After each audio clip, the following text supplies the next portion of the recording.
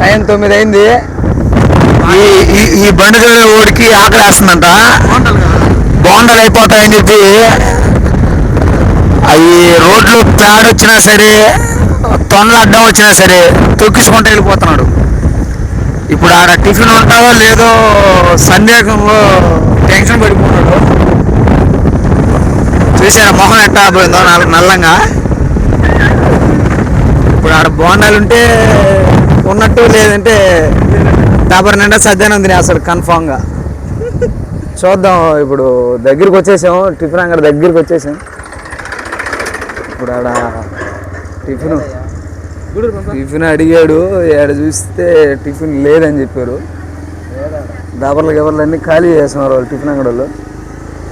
ఇప్పుడు నేరుగా గూడూరు, తోటపల్లి గూడూరు అనే మండలంలోకి బండి ఎంటర్ అవ్వబోతుంది. ఇప్పుడు బండి ఇప్పుడు 60లో వేస్తాడు బండి.